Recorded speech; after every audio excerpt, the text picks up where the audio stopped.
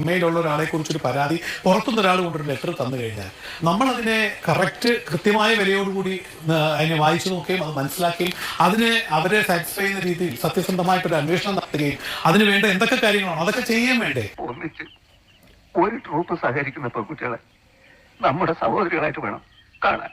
അങ്ങനെ ഒരു ലെറ്റർ വന്നിട്ട് അത് കാണാതിരിക്കുകയും അതിനെ പ്രതികരിക്കാതിരിക്കുകയും ചെയ്യുന്നത് തെറ്റ് തന്നെയാണ്.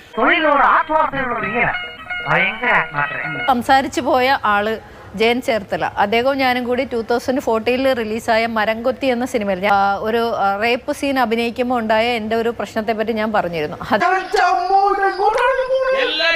ഇതിലെ വില്ലൻ വേറെ ആരുമല്ല, ഇപ്പൊ നമ്മളോട് സംസാരിക്കുന്ന ജയൻ ചേർത്തലയാണ് ആ കഥാപാത്രം. ആ സിനിമ നോക്കുമ്പോൾ നിങ്ങൾക്ക് മനസ്സിലാവും. സത്യം സത്യമായി പറയുന്നവനായി രാജാക്കന്ന് വിളിച്ചോണ്ട് വന്നിട്ട് എന്നെ കൊല്ലാക്കൊല ചെയ്യണേ. ഇനി മുറിയാൻ ഒരിടം ബാക്കിയില്ല. നമ്മളൊരു ബ്ലൗസും ലുങ്കിയൊക്കെ കൊടുത്ത് അങ്ങനെ ഇരുന്ന് അഭിനയിക്കാൻ നിൽക്കുമ്പോൾ ഈ ജയൻ ചേർത്തല, ഇതേ ജയൻ ചേർത്തലയാണ് എന്നോട് പറഞ്ഞത്. ചേട്ടന് ഓർമ്മ കാണുമെന്ന് എനിക്കറിയില്ല.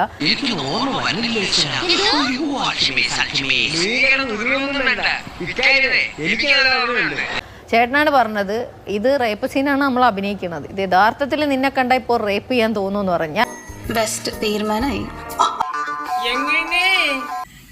ഞങ്ങളൊക്കെ പിടിച്ചു പറിക്കാനും പോക്കറ്റെടുക്കാനും നീ മാത്രം മാന്യൻ അല്ല. അയ്യോ, അത് ഞാനൊരു അബദ്ധം പറഞ്ഞു പോയതാ. എനിക്ക് പെട്ടെന്ന് കേട്ടപ്പോ ഇനി ഈ കാട്ടില് ഇയാൾ കയറി പിടിക്കുമോ എന്ന് എനിക്ക് പേടി ഉള്ളി തോന്നി എന്നുള്ള സത്യമാണ്. അത് നല്ല കയ്യൂക്ക്, നല്ല കായബലം, നല്ല ബുദ്ധി. അപ്പൊ എല്ലാ ക്യാമറ ക്രൂസ് ബാക്കിലാണ്, ഞാൻ ഇയാൾ മാത്രമേ ഉള്ളൂ.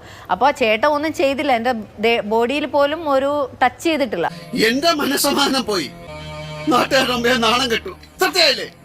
എനിക്ക് ആ ഒരു വാക്ക് ഇപ്പോഴും എപ്പോഴും ഓർമ്മ. ആ സിനിമ കാണുമ്പോഴും എപ്പോഴും ഞാനത് ഓർക്കും. ഇനി വായിക്കണമെന്നില്ല, എല്ലാവർക്കും എല്ലാം മനസ്സിലായി. തൃപ്തിയായില്ലേ നിനക്ക്? പെണ്ണിന്റെ മുമ്പിൽ ആളാവാൻ ചെന്ന് സ്വന്തം കഴുത്തിന് തന്നെ കത്തി വെച്ചില്ലേ?